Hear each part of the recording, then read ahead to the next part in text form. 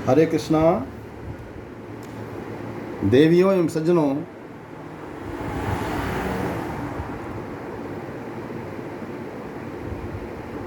हम अपनी बात अपनी गीता अपने YouTube के माध्यम से, चैनल के माध्यम से प्रारंभ करें। इसके पहले आज आप सभी लोगों को दशहरा के इस पावन पर्व पर हार्दिक धन्यवाद, हार्दिक बधाई देता हूं। भगवान श्री कृष्ण से प्रार्थना करता हूं कि जिस प्रकार से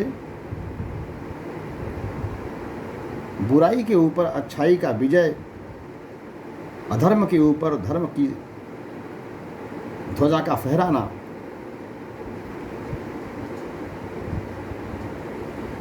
दशहरा पर्व के रूप में मनाया जाता है, उसी प्रकार से हमारे जीवन में भी आज के दिन भगवान अच्छाई के ऊपर बुराई का जो साम्राज्य चल रहा है आजकल, इसे समाप्त करके बुराई के ऊपर अच्छाई का साम्राज्य स्थापित करें, ताकि हमारे जीवन में भी दशहरा पर्व का जो वास्तविक महत्व है, जो वास्तविक मूल्य है, हम उसे अपने जीवन में उतार सकें। यही दशहरा के पावन पर्व पर आज के दिन हमारी आपको हार्दिक शुभकामना, हार्दिक बधाई है। हम आते हैं अपने श्रीमद् भगवद गीता के उस क्षेत्र में जहाँ पर हमने पिछले वीडियो में बताया था कि श्रीमद् भगवद गीता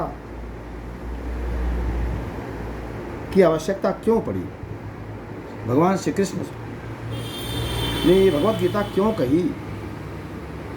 क्योंकि वो भगवान हैं, वो सार्वकालिक हैं, वो सार्वदेशिक हैं, वो सार्वभौमिक हैं, वो प्रेजेंट, पास्ट और फ्यूचर, भविष्य में क्या होने वाला है या क्या होगा, भूत में क्या हो चुका है और वर्तमान में क्या चल रहा है, आगे क्या होगा, ये सब को उनका पूरा सम्यक ज्ञान रहता है। और उसी अपने अंतर्यामी परमात्मा के रूप में चूँकि वो सब कुछ जानते हैं, इसलिए आज से ठीक 1450 वर्ष पहले कुरुक्षेत्र में उन्होंने जो बात कही थी, धर्म और अधर्म के बीच के युद्ध में, कौरव और पांडवों के युद्ध के बीच में, कौरव अधर्म के पक्षधर हैं, असत्य के पक्षधर हैं, बुराई के पक्षधर हैं या प्रतीक हैं, तो पांडव धर्म के प्रतीक हैं, धर्म के प्रतीक, अच्छाई के प्रतीक और सत्य के प्रतीक हैं। अर्जुन सत्य का संवाहक है, उधर दुर्योधन असत्य का संवाहक है। सत्य और असत्य के बीच में सारथी के रूप में भगवान श्री कृष्ण खड़े हैं। बीच में वो युद्ध नहीं कर रहे हैं, वह केवल साक्षी भाव से अर्जुन का रथ हाँक रहे हैं। और अर्जुन को यह वचन दिया था, उनसे प्रतिज्ञा ली थी कि वह स्वयं युद्ध नहीं करेंगे किसी के प्रति भी, यानी अच्छाई के प्रति भी नहीं और बुराई के प्रति भी नहीं। मानो यह हमको आपको संदेश देना चाहते हैं भगवद गीता के माध्यम से कि भगवान कभी किसी का पक्ष नहीं लेते। भगवान न अच्छाई का पक्ष लेते हैं, भगवान बुराई का पक्ष लेते हैं। भगवान साक्षी भाव से इस संपूर्ण संसार में, यह सर्वव्यापी परमात्मा के रूप में, ईश्वर के रूप में साक्षी भाव से वह सबके कर्तव्यों का सूक्ष्म अवलोकन करते हैं और तदनुसार उसके अनुसार उसको फल देते हैं उस जीव को। गीता भगवान को इसलिए कहनी पड़ी क्योंकि अर्जुन को जो धर्म का प्रतीक है, जो सत्य का प्रतीक है, जो अच्छाई का प्रतीक है, उसे बुराई के साथ रहते रहते, अधर्म के साथ रहते रहते, कौरवों के साथ रहते रहते पांडव रूप इस अर्जुन को मोह हो गया। वह शरीर भाव में रहने लगा, आत्मस्थ होकर के आत्म भाव में नहीं रह करके शरीर भाव में रहने लगा। और उसे लगा कि इस कौरव पांडवों के जो युद्ध है कुरुक्षेत्र में चलने जा रहा है, इसमें हमारे जो विरोध में खड़े हैं, हमारे कौरव पक्ष के लोग, वो सभी हमारे संबंधी हैं। कोई हमारा ताऊ है, कोई हमारा चाचा है, कोई हमारा गुरु है, कोई हमारा भाई है, कोई हमारा पिता है, कोई हमारा पुत्र है, कोई हमारा नाना है, कोई हमारा साला है। इस प्रकार से जो संसार के संबंध हैं, वो सारे संबंधी कौरव पक्ष में, अधर्म के पक्ष में खड़े थे और सत्य के पक्ष में अर्जुन और 5 पांडव और जिनके सारथी भगवान श्री कृष्ण यानी स्वयं धर्म के प्रतीक कृष्ण थे।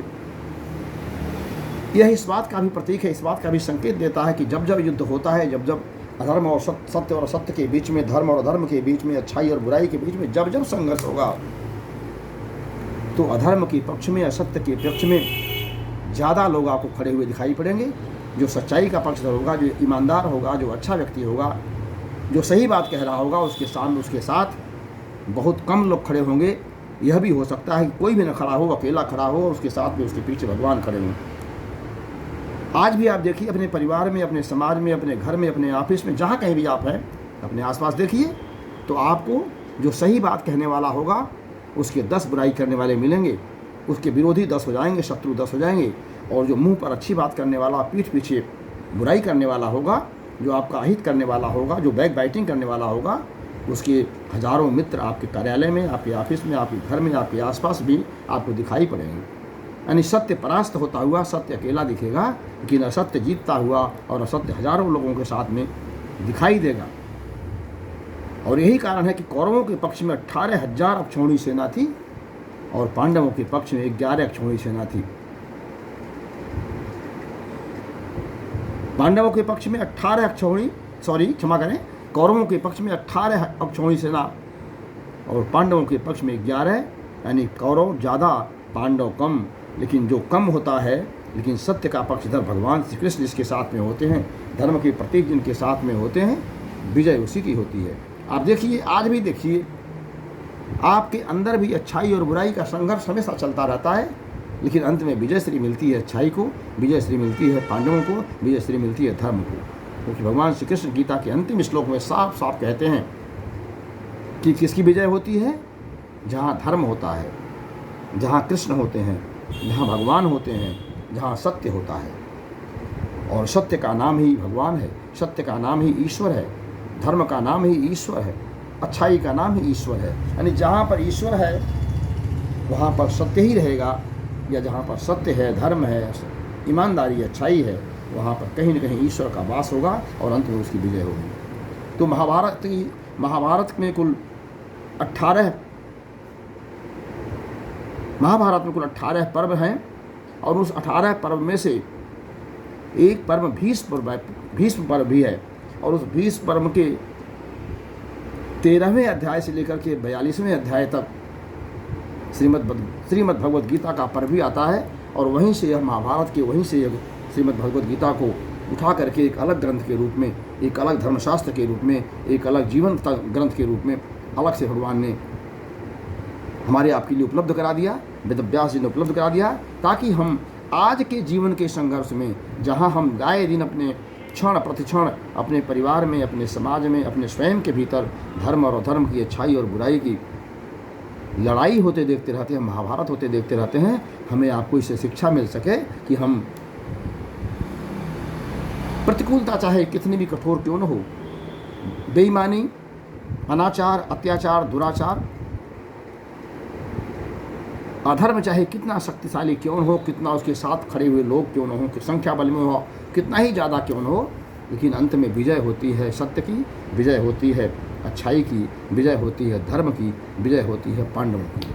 तो धर्म और अधर्म के उस युद्ध में, महाभारत के उस युद्ध में जो 5400 पहले बस ये लड़ाई लड़ी थी, गई थी, भगवान श्री कृष्ण के सारथी के रूप में, साक्षी के रूप में, आज भी हमारे बीच में रोज़ महाभारत होता है। चाहे वह हमारे भीतर महाभारत हो रहा हो अच्छाई और बुराई का, चाहे हमारे परिवार में महाभारत हो रहा हो, अच्छाई और बुराई के बीच संघर्ष हो रहा हो, चाहे समाज, राष्ट्र और दुनिया में हो रहा हो। आप देखेंगे सबके पीछे, सारे संघर्षों के पीछे, सारे लड़ाई के पीछे केवल 3 कारण होता है।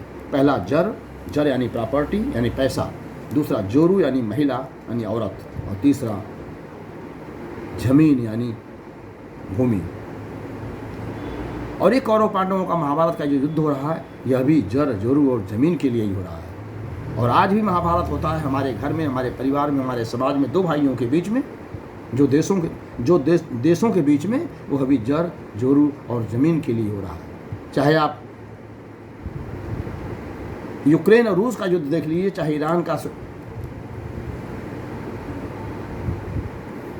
इजराइल के साथ देख लीजिए, चाहे पाकिस्तान का भारत के साथ देख लीजिए, चाहे चीन का पाकिस्तान भारत के साथ देख लीजिए, चाहे दुनिया के किसी कोने में जहाँ भी युद्ध हो रहा है, युद्ध होगा, उसके पीछे केवल 3 कारण होंगे, जर, जोरू और ज़मीन।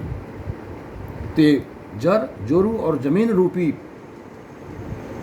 इन कौरवों से हम पांडव कैसे जीतें, धर्म कैसे जीते, धर्म का इन तीनों के ऊपर धर्म का साम्राज्य कैसे स्थापित हो, और इन तीनों ही वस्तुओं का उपयोग हम धर्ममय कैसे कर सकें और जीवन को कैसे सदुपयोगी बना सकें और इस मनुष्य जीवन पाने का लक्ष्य कैसे प्राप्त कर सकें, इसी के लिए भगवद गीता का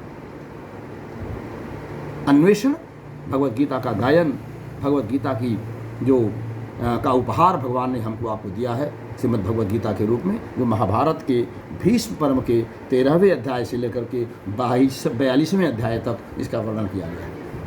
तो आइए महाभारत के इस पर्व से, इस भीष्म पर्व से लिए गए इस भगवद गीता के इस काव्य ग्रंथ को, इस जीवन ग्रंथ को, इस मूल मंत्र को जो जीवन को हमारे कामयाब बना सके, इसके बारे में हम आगे बढ़ें। इसके पहले हम भगवान श्री कृष्ण से प्रार्थना करते हैं कि हमारे जीवन में और आपके जीवन में धर्म का साम्राज्य स्थापित हो, गीता का जो मूल मंत्र है हमारे जीवन में अवतरित हो, और तभी आज के इस महाभारत के प्रारंभ में जो इस समय चल रहा है और महाभारत के अंत में जब इसकी समाप्ति होगी, अच्छाई और बुराई के बीच के संघर्ष में अच्छाई तभी जीत पाएगी, धर्म तभी जीत पाएगा, हमारा जीवन तभी धर्ममय और सुखमय बन पाएगा जब हम भगवद गीता के इन श्लोकों के माध्यम से, इन मंत्रों के माध्यम से अपने जीवन को चलाने का प्रयास करेंगे, अपने जीवन में अवतरित कराने का प्रयास करेंगे। भगवद गीता में आप जानते हैं कि कुल 18 अध्याय हैं। महाभारत में 18 पर्व हैं, तो भगवद गीता में कुल 18 अध्याय हैं और इसमें 700 श्लोक हैं।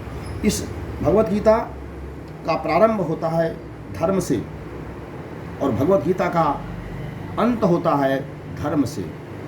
भगवद गीता के प्रथम श्लोक का जो पहला शब्द है वह है धर्म, धर्म क्षेत्रे कुरुक्षेत्रे, और भगवद गीता का अंतिम श्लोक है यत्र योगेश्वरो कृष्ण यत्र पार्थो धनुर्धरः तत्र स्थिर विजयो भूतिर नीति धीतिर मतिर्मम। मम यानी मम का मम और धर्म का ध, धर्म का धर और मम का मम दोनों को मिलाएंगे तो होगा धर्म। अर्थात श्रीमद् भगवद गीता का जो उद्देश्य है वो धर्म है, यानी हमारा जीवन कैसा हो, धर्ममय हो। हम जन्म लें तो धर्म के साथ जीवन यापन करें और जब इस दुनिया से जाएं समाप्ति के समय, मृत्यु के पश्चात, तो हमारा जीवन धर्ममय बीता हो। हम धर्म के साथ धर्म की पूंजी लेकर के जाएं, उपकार की पूंजी लेके जाएं, परोपकार की पूंजी लेके जाएं, अच्छाई का पूंजी लेके जाएं, पांडव बन करके जाएं, कौरव बन के न जाएं। और तभी हमारा अगला जो जीवन हमको मिलने वाला है या जो मिलेगा वह हमारा धर्ममय जीवन होगा। मनुष्य का जीवन कम से कम मिलेगा। अगर हमें मोक्ष की प्राप्ति नहीं होती है तो कम से कम मोक्ष का नव की जगह पर हमें एक मानव जीवन मिलेगा और वह भी धर्ममय जीवन होगा, जो आगे हमारे धर्ममय जीवन के साथ साथ हम अपने को मुक्ति के मार्ग पर ले जा सकेंगे। तो कैसा हमारा जीवन हो, हमारा जीवन धर्ममय हो। तो धर्ममय जीवन हमारा कैसे होगा, जो हम भगवद गीता की शरण में आएंगे, जिसका प्रारंभ ही धर से होता है और जिसका अंत होता है म से, दोनों को मिला करके धर्म बनता है। तो गीता का प्रारंभ होता है धर्म से, यानी धर्म क्षेत्रे कुरुक्षेत्रे समवेतायुस्व मामकाः पांडवाश्चैव किम कुर्वत संजय। यह भगवद गीता का पहला श्लोक है जो प्रारंभ होता है धर्म से। तो हम आज वीडियो जो लंबा हो रहा है इसलिए अपनी बात को, अपनी वाणी को यही विराम देते हुए हम आपसे कल मिलेंगे और गीता के पहले श्लोक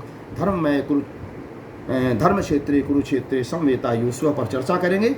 यह श्लोक भी देखने में तो छोटा है लेकिन इसका भाव इतना गहरा है, इसका भाव इतना बड़ा है कि इस श्लोक को कम से कम 2 से 3 दिन लगेगा इस एक ही श्लोक की व्याख्या करने में। इसलिए हम आज इसको वीडियो को यहीं समाप्त करते हैं और कल मिलेंगे इस गीता के प्रथम श्लोक के साथ और इसकी चर्चा, इस पर व्याख्या हम कल करेंगे और इसके लिए तैयार रहिएगा मानसिक रूप से कम 2 दिन के लिए। हरे कृष्णा हरे कृष्णा हरे कृष्णा।